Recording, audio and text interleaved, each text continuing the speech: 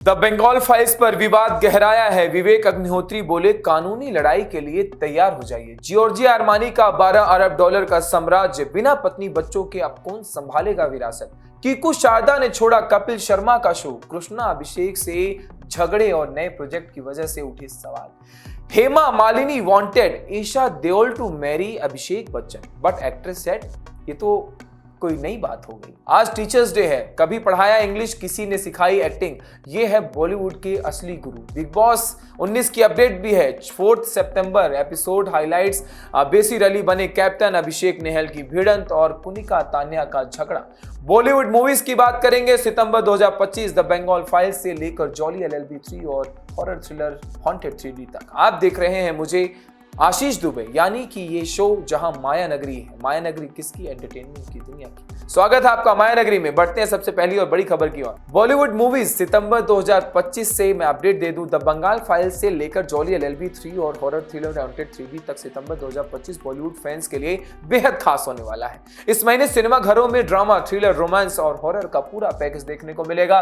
विवेक अग्निहोत्री का जब Bengal files, tiger Shroff की एक्शन से भरपूर बागी 4, सबके पसंदीदा वकीलों की जंग, जॉली LLB 3 और विक्रम भट्ट की haunted 3D, ghost of the post जैसी बड़ी फिल्में रिलीज होंगी। आइए जानते हैं सितंबर में कौन कौन सी फिल्में थिएटर्स में दस्तक देने वाली हैं। 5 सितंबर द बंगाल फाइल्स और बागी 4। द बंगाल फाइल्स विवेक अग्निहोत्री की फाइल्स ट्रिलॉजी की आखिरी पार्ट। 1940 के डायरेक्टर एक्शन डे और नोहाखली दंगों से दर्दनाक घटनाओं को पर्दे पर लाने वाली ये फिल्म मिथुन चक्रवर्ती, अनुपम खेर, पल्लवी जोशी और दर्शन कुमार जैसे दिग्गजों के साथ इतिहास को नए अंदाज में दिखाएगी।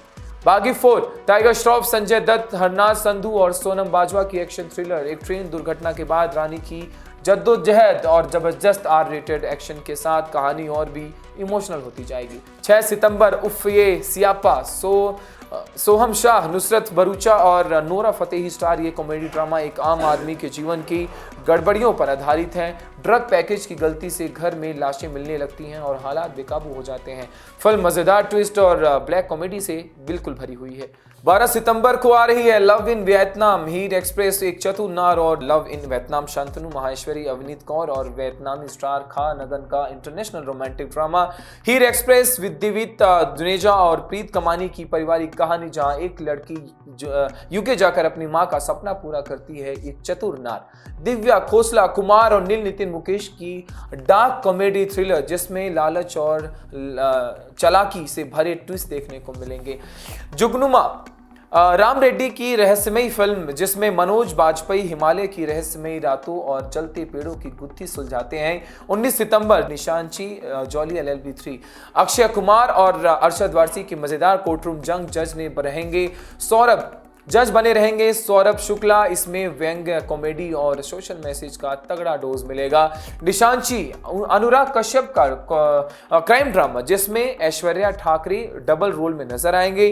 कहानी जुड़वा भाइयों, अपराध और धोखे के दर्द इर्द घूमती है। 26 सितंबर को हॉन्टेड 3D आ रही है। Ghost of the post Vikram Bhatt की मशहूर हॉरर फिल्म हॉन्टेड का सीक्वल। इस बार अक्षय चक्रवर्ती और चेतना पांडे मुख्य भूमिकाओं में होंगी। शानदार 3D विजुअल्स और साइकोलॉजिकल हॉरर का नया अनुभव देखने का वादा करती है फिल्म। सितंबर का मानना है दर्शकों के लिए भरपूर एंटरटेनमेंट लेकर आ रहा है। जैसा कि मैं आपको माया नगरी में बता रहा हूं, चाहे इतिहास का दर्द हो, रोमांस का जादू, कोर्टरूम की कॉमेडी या हो हॉरर का रोमांच, हर जॉनर की फिल्में रिलीज होंगी। अब देखना है कि इनमें से कौन सी बॉक्स ऑफिस पर रिकॉर्ड तोड़ती है और कौन सी दर्शकों के दिलों में जगह बना लेती है।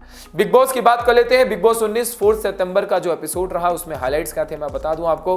बेसिर अली बने कैप्टन, अभिषेक नेहल की भिड़ंत और कुनिका तान्या का झगड़ा हो गया है। बिग बॉस 19 के 4 सितंबर वाले एपिसोड में जमकर ड्रामा, तकरार और इमोशंस देखने को मिले हैं। कैप्टन बनने की रेस में बसीर अली और अभिषेक बजाज आमने सामने आए, तो वहीं घर के अंदर कई रिश्तों और समीकरणों की परीक्षा हुई। एपिसोड का हर पल दर्शकों को बांधे रखने वाला था। कैप्टन बनने की रेस शुरू हुई। बिग बॉस ने सभी घरवालों को गार्डन एरिया में बुलाकर कैप्टेंसी टास्क का ऐलान किया। प्रणीत मोरे का इस हफ्ते कैप्टन बनने से बाहर कर दिया गया है। टास्क के नियम के अनुसार अनुसार जो इंडिकेटर दिख रहे हैं वो है कि शर्त को मानने वाला और रेस जीतने वाला कैप्टेंसी का दावेदार बनता है। पहले राउंड में बेसीर अली जीतते हैं और बिग बॉस को 2-2 सेव देते हैं। दूसरे राउंड में मृदुल तिवारी घायल हो जाते हैं। नेहल चुदासमा आरोप लगाती हैं कि चोट के लिए अभिषेक जिम्मेदार हैं। इस पर बहस छिड़ गई और अभिषेक के साथ जो है जमकर बहस हो गई। इसके बावजूद प्रणीत के फैसले से अभिषेक बजाज राउंड जीतते हैं और शर्त मानते हैं कि घर का एक बेड सील होगा। नेहल और अभिषेक के बीच माहौल और गर्म हो जाता है। नेहल कहती हैं कि अभिषेक महिलाओं को धक्का देते हैं, जबकि आशनूर और अवीज अभिषेक का सपोर्ट करते हैं। बिग बॉस की शर्त के तीसरे राउंड में जिम को सील करना था। नेहल दौड़ती तो जीतती, लेकिन शर्त मानने से मना कर दिया। बिग बॉस उन्हें फटकारते हैं और टास्क खत्म कर देते हैं। अब बेसीर अली और अभिषेक बजाज ही कैप्टेंसी के अंतिम दौड़ में रह जाते हैं। मस्ती और फ्लर्टिंग बेसीर अली फरहाना भट्ट संग मस्ती करते नजर आते हैं। वही घरवाले नीलम गिरी का बर्थडे डांस और केक के साथ सेलिब्रेट करते हैं। नेहल और फहरान चर्चा करते हैं कि बेसीर हर लड़की से फ्लर्ट करते हैं।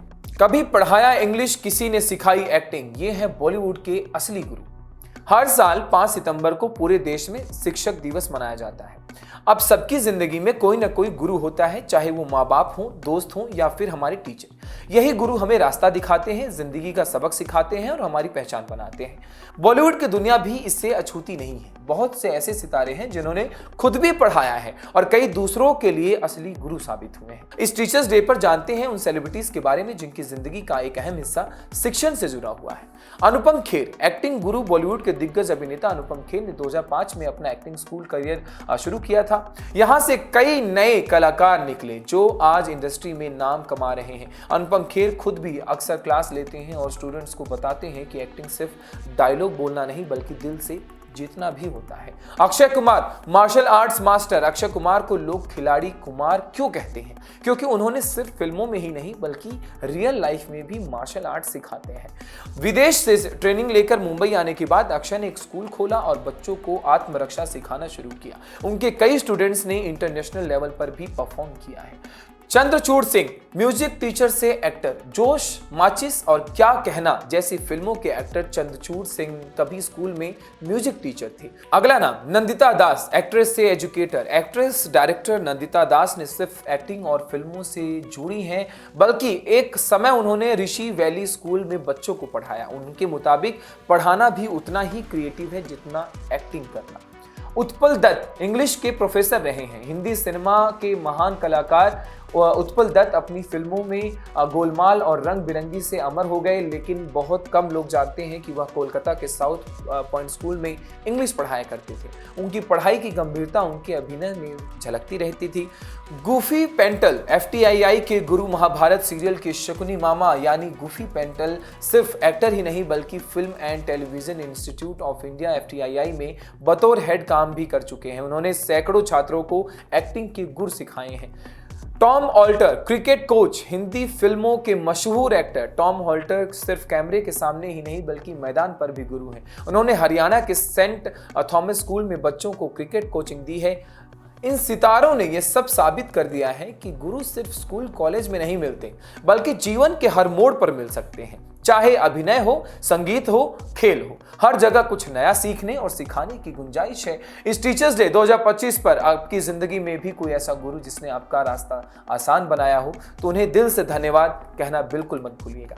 हेमा मालिनी को लेकर एक बड़ी खबर है। Hema Malini wanted Esha Deol to marry Abhishek Bachchan but actress said Bollywood का ड्रीम गर्ल हेमा मालिनी और उनकी बेटी ईशा देओल ने इन दिनों फिर से चर्चा में आ गई हैं। वजह है ईशा देओल का हाल ही में हुआ तलाक और उसके बाद एक पुराना इंटरव्यू जिसमें ईशा ने खुलासा किया था कि उनकी मां चाहती थी कि वह अभिषेक बच्चन से शादी करें, लेकिन ईशा ने इस पर साफ जवाब दिया था कि वो मेरे लिए भाई जैसे हैं। तलाक के बाद फिर चर्चा में आई ईशा देओल के 2012 में बिजनेसमैन भरत तख्तानी से शादी की थी। दोनों की 2 बेटियां हैं, राध्या और मिराया, लेकिन 2024 में इस कपल ने तलाक की घोषणा कर दी। हाल ही में भरत लखतानी की एक इंस्टाग्राम पोस्ट ने सुर्खियां बटोरी जिसमें उन्होंने मेघा लखानी के साथ तस्वीर साझा कर लिखा वेलकम टू माई फैमिली, जिससे यह कयास लगाए जा रहे हैं कि उन्होंने नया रिश्ता शुरू कर लिया है। दूसरी ओर ईशा अपनी प्रोफेशनल लाइफ पर ध्यान दे रही हैं।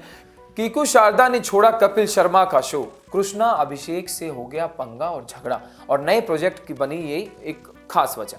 कपिल शर्मा व मशहूर show the great Kapil show से जुड़ी एक बड़ी खबर हमारे सामने है। कॉमेडी जगत के जाने माने कलाकार कीकू शारदा के बारे में चर्चा है कि उन्होंने शो को अलविदा कह दिया है। रिपोर्टर्स के अनुसार कीकू का अपना कोस्टार कृष्णा अभिषेक के साथ झगड़ा हुआ और अब उन्होंने एक नया रियलिटी शो साइन कर लिया है, जिसकी वजह से शो उनका नाता टूट सकता है। कृष्णा अभिषेक के साथ झगड़ा, बीते महीने शो के सेट पर कीकू शारदा और कृष्णा अभिषेक के बीच कहासुनी हो गई, जिसका वीडियो भी सोशल मीडिया पर वायरल हुआ था। वीडियो में कीकू कहते नजर आए, टाइम पास कर रहा हूं, जिस पर कृष्णा नाराज होकर बोले तो फिर ठीक है, आप कर लो, मैं चला जाता हूं। इसके बाद कीकू ने कहा कि उन्हें बुलाया गया है तो वो अपना हिस्सा पूरा करेंगे। बातचीत बढ़ने पर भी दोनों ने एक दूसरे के प्रति सम्मान जताया, लेकिन माहौल तनावपूर्ण रहा। इस घटना के बाद से ही उनके शो छोड़ने की चर्चाएं तेज हो गई।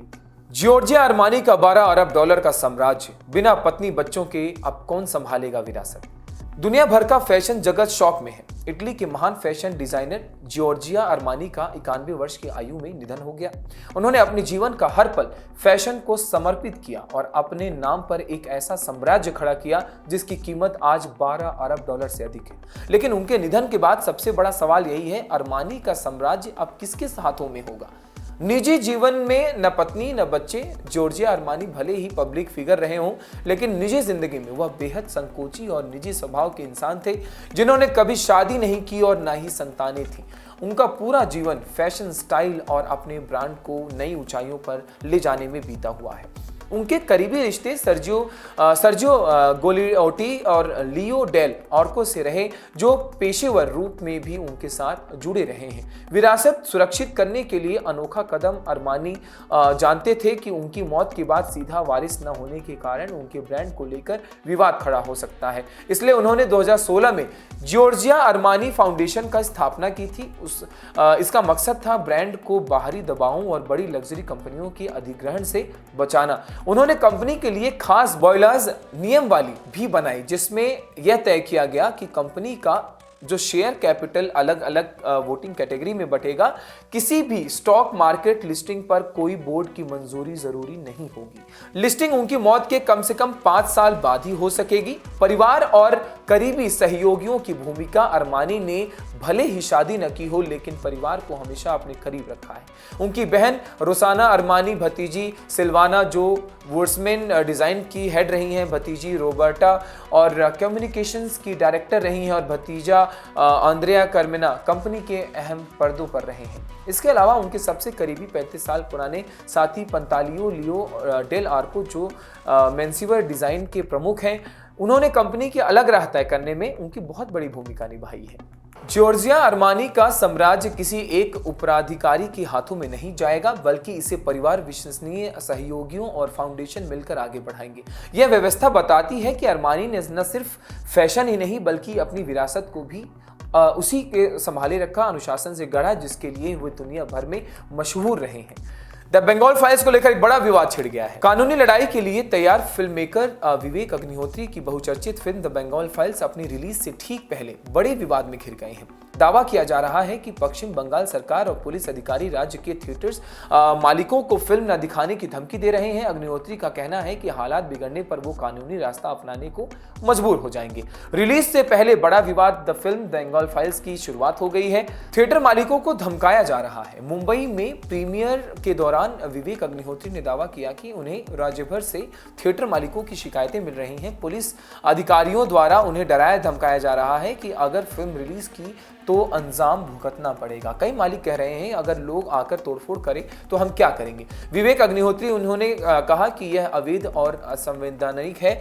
और जरूरत पड़ने पर निर्माता कोर्ट में रीट याचिका दायर करेंगे। बंगाल में डब जनता की डिमांड फिल्मों को खास तौर पर बंगाली भाषा में डब किया गया है ताकि स्थानीय दर्शक इसे बड़े पैमाने पर देख सके। अग्निहोत्री का कहना है कि लाखों बंगाली लोग इस फिल्म का इंतजार कर रहे हैं और यह उनकी आवाज बनने जा रही है। इसी के साथ आज का एपिसोड खत्म करते हैं दोस्तों। मैं हूं आपके साथ आशीष दिव्य और आप देख रहे थे माया नगरी, जहां पर एंटरटेनमेंट की दुनिया से कुछ खास दिलचस्प कहानियां मैं आपके लिए लाता हूं। मिलेंगे आपके अगले एपिसोड में, तब तक के लिए नमस्कार।